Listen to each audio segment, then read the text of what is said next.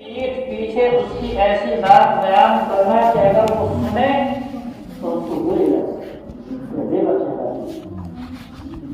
صحابہ کرام اللہ کے نبی صلی اللہ علیہ وسلم سے معلوم ہے کہ نبی اگر وہ بات اس کے اندر موجود ہو تب بھی غیبت ہے. اللہ کے نبی صلی اللہ علیہ وسلم نے کہا تبھی تو غیبت ہے.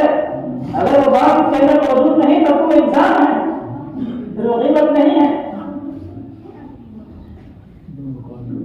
عمر بن دینار رحمۃ اللہ علیہ جو مدینے میں رہتے تھے, ان کی ایک بہن تھی, وہ مدینے کے قریب میں کسی جگہ پر رہتی تھی.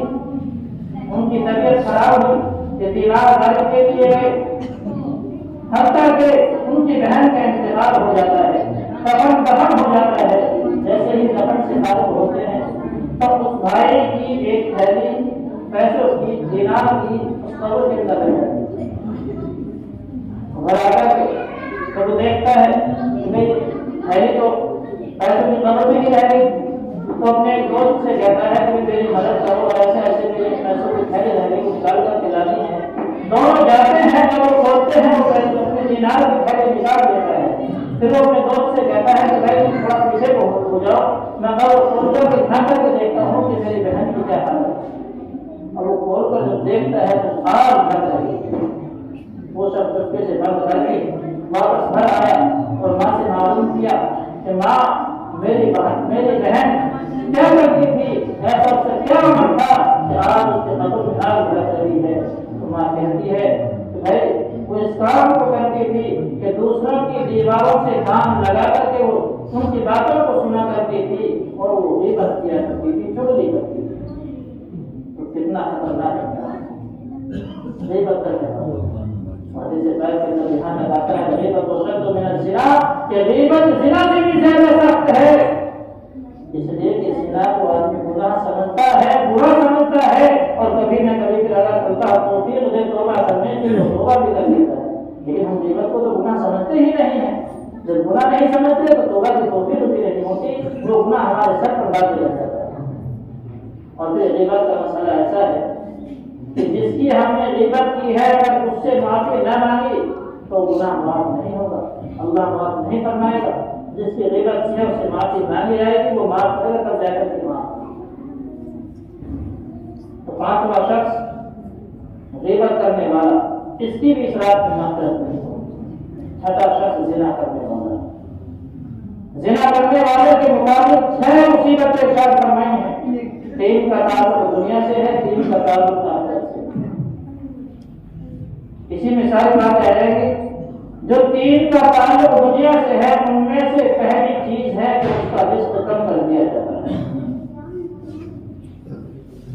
دنیا کے اندر زانی کا, زنا کرنے والے کا رزق کم کر دیا جاتا ہے, اور دوسرے نمبر پر اس کی عمر مختصر کر دی جاتی ہے, کم کر دی جاتی ہے. اگر کوئی یہ سوال کرے تو یہ جتنا اللہ نے مقدر میں لکھ دیا وہ پہلے لکھا جائے تو کم کیسے ہوگا؟ ہماری لکھی جا سکتی ہے. مطلب اس کا یہ ہوتا ہے کہ عمر کے کم ہونے کا, زیادہ ہونے کا مسئلہ آتا ہے. اگر کم ہوتی ہے تو ہماری عمر جتنی کی ہوگی تو اتنی ہی, لیکن عمر کی جو برکت ہے وہ کم ہو جائے گی. اگر کہیں آتا ہے کہ عمر دراز فرمائی نہیں کہ 10 سال سے 20 سال ہو جائے گی, نہیں, عمر میں برکت ہو جائے گی. جو کام 20 سال میں ہونے تھے 10 سال میں ہو جائے گی. یہ ہوتا ہے عمر کم ہو زیادہ ہونے کا, تو اس کا رزق کم ہو جاتا ہے, عمر کم ہو جاتی ہے, اور چہرہ مست ہو جاتا ہے, خراب ہو جاتا ہے, بگڑ جاتا ہے. اور جن کا تعلق آخرت سے ہے ان میں سے ایک چیز تو یہ ہے کہ اللہ کے حضور میں سے پیش ہونا ہے, معاشرہ کی پہلے اٹھانے ہے, سب کچھ تاج ہوگا اور پھر جہنم میں سزا دے گا. انسانی کی سزائیں ہیں, مصیبت ہے, لیکن ان سب کے باوجود اور چیزیں میں نے آپ کو بتائی کہ ٹخنوں سے نیچے پاجامہ لٹکانے والا, اس کی بھی اس رات میں مغفرت نہیں ہوتی ہے. بتایا کہ آدمی کھڑا ہوا ہو اور کپڑا اوپر سے نیچے کی طرف رکھا ہوا ہو, اور جب ٹخنے ڈھکے ہوئے ہوں تو وہ سزا کا مستحق ہے. اگر بیٹھا ہوا ہے یا لیٹا ہوا ہے اور ٹخنے ڈھک جاتے ہیں تب اس سزا کا مستحق نہیں ہے. کھڑا ہوا ہو اور وہ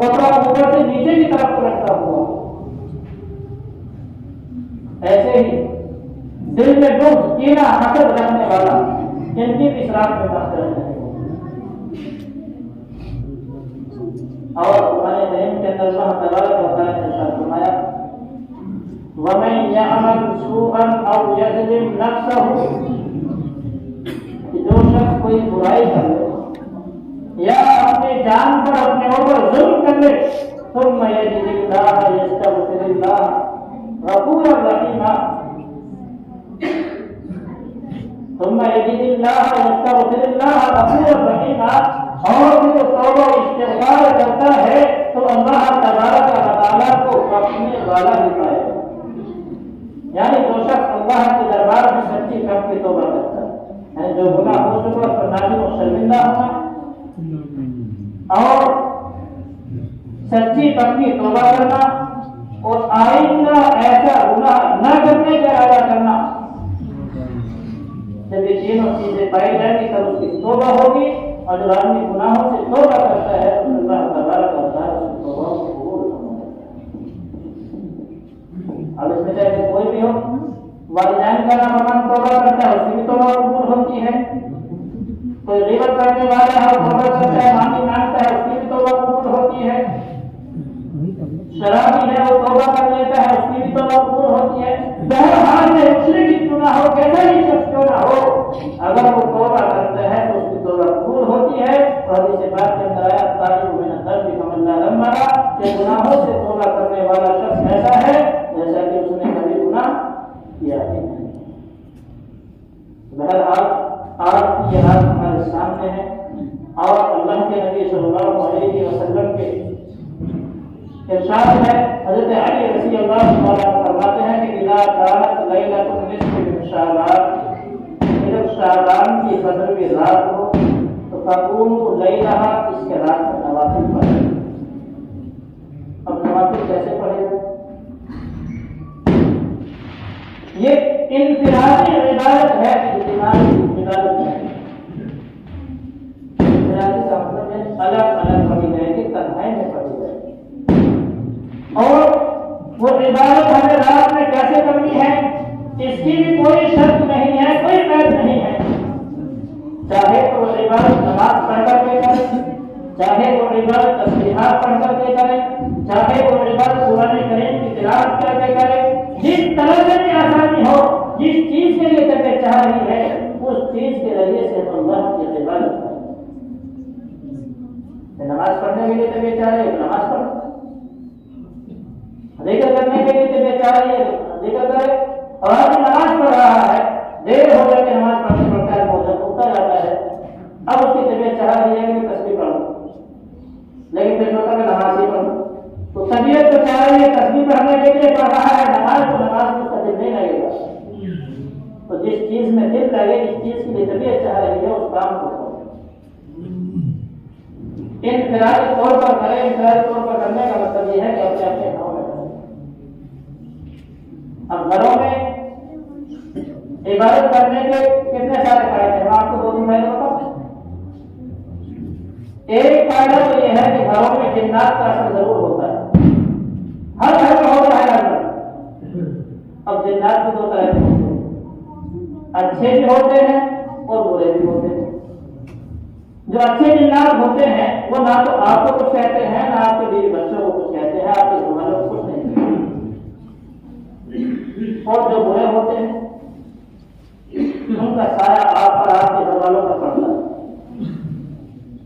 اب گھر میں نماز پڑھنے کا فائدہ کیا ہوگا؟ پھر 2 آدمی بات کر رہے ہیں، تیسرا آدمی یا 2-4 آدمی نہیں کھڑے ہوئے ہیں، وہ ان کا ادب و احترام نہیں کرتے ہوئے چلو تم خاموش ہو گئے، 2 آدمی بات کر رہے ہیں، بات کر رہے ہیں نہیں کرتے۔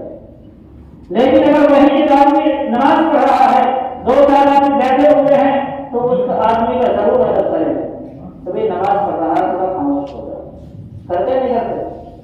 پھر آدمی نماز پڑھنے والے کا ادب و احترام کرتے ہیں، جب تک آدمی کا نماز سے کوئی تعلق نہیں، کوئی مطلب نہیں، کوئی لگاؤ نہیں۔ ایسے ہی جو شریر اور برے جنات ہوتے ہیں وہ بھی نماز پڑھنے والے کا ادب و احترام کرتے ہیں۔ جب وہ ادب و احترام کرتے ہیں تو پھر ان سے اس کو یا اس کے گھر والوں کو کوئی نقصان نہیں پہنچتا۔ ایک فائدہ تو یہ ہوتا ہے گھر میں نماز پڑھنے۔ دوسرا فائدہ یہ ہوتا ہے کہ रहमतें बरकतें रोजी इसके घर में करती हैं, घर में इबादत करने से। और तीसरा फायदा ये होता है कि जब घर में इबादत करेगा और बीवी बच्चे उसको देखेंगे तो उन्हें भी शौक होगा, लगन होगी कि भाई हमारे अबू या हमारा आदमी, हमारा शोहर नमाज पढ़ रहा है तो हमें भी नमाज पढ़नी चाहिए। उन्हें और भी शौक लगेगा। और एक सबसे अजीब वो फायदा बताओ, आदमी घर बैठा हुआ फोन पर बात कर रहा है, न जाने कितने झूठ बोलता है, न जाने कितनी ग़ीबत करता है, न जाने क्या क्या गुनाह करता है, घर बड़ा पड़ा फोन पर लगा हुआ, खाली पड़ा हुआ, कितने गुनाह कितनी बुराइयां करता है। और इस जमीन के ऊपर वो जो भी अमल करता है जमीन उसकी गवाही देती है। तो घर में जब रहते हुए हम बुराइयां करते हैं, गुनाह करते हैं और जमीन उसकी गवाही देगी, तो जब हम घर में रहकर के अल्लाह की इबादत करेंगे तो ये जमीन हमारी इबादत की भी नेकी की भी गवाही देगी। और अगर हमारी बुराइयां ज्यादा हुई, नेकियां कम हुई, तो अल्लाह तबारक व तआला नेकियों के अजर और सवाब को बढ़ा करके गुनाहों को कम कर देगा, अजर और सवाब को बढ़ा देगा, वो गुनाह खत्म हो जाएंगे, सवाब बढ़ा देगा।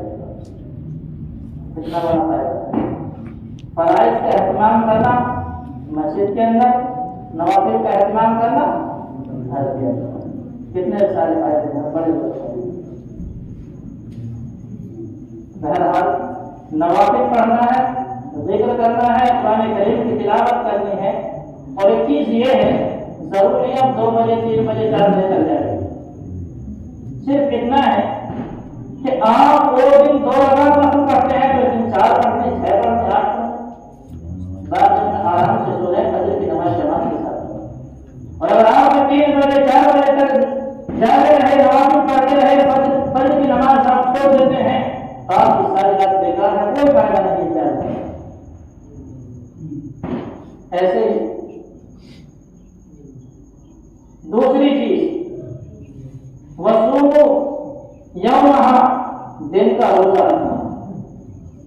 ये रोजा रखना फर्ज है, सिर्फ नफली रोजा। अगर कोई रखे तो सवाब है, ना रखे तो उसके लिए दावत नहीं है। ये रोजा रखना भी इख्तियारी है, इज्तिमाई नहीं है। कभी सोचा जाए कि रमजान हम रोजे रखते हैं, इमाम साहब ऐलान भी करते हैं, इमाम साहब वक्त भी बताते हैं, और जो भी रोजा है वो भी वक्त बताना चाहिए। ये रोजा इनफिरादी है, इज्तिमाई रोजा नहीं। ये रोजा इनफिरादी है, इज्तिमाई रोजा नहीं है। तो ऐसे इनफिरादी रोजे के लिए, नकली रोजे के लिए ऐलान की इजाजत भी नहीं है। तीसरी चीज, अल्लाह दुनिया के अल्लाह तबारक व तआला इस रात में सूरज गुरूब होते ही आसमान दुनिया पर तशरीफ लाता है, ऐलान फरमाता है, है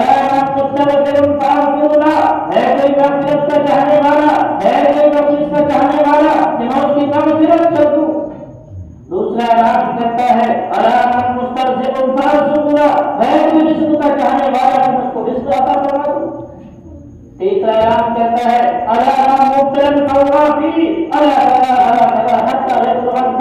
है कोई मुसीबत ज़दा, है कोई परेशान हाँ कि मैं उसकी परेशानी को दूर कर दूं, उसकी मुसीबत को दूर कर दूं।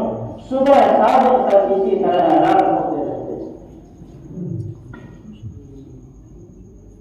अब हमें इस रात में 3 काम करने चाहिए। ये काम तो हुआ रात में इबादत करने का, दूसरा काम हुआ दिन में रोजा रखने का, और तीसरा काम अल्लाह के नबी सल्लल्लाहु अलैहि वसल्लम ने एक मसला पहुंचना है। अच्छा, मुझे एक बात बताएं कि ऐसा आदमी कोई है दुनिया के हर साल पाकिस्तान में जाता है कोई ऐसा? हर साल जाता है?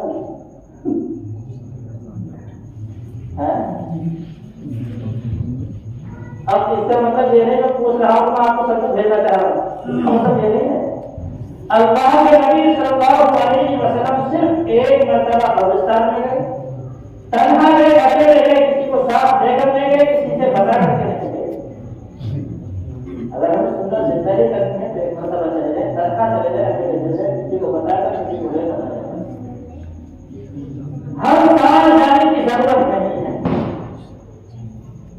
ہسپتال جانے کی ضرورت نہیں ہے کہ چراغ جلائے جائے، ہر سال جایا جائے، جھنڈا لگایا جائے اور دانت پھاڑے گئے، مذاق کیے گئے، کھٹے مارتے ہوئے راستے بھر کر کے چل رہے ہیں.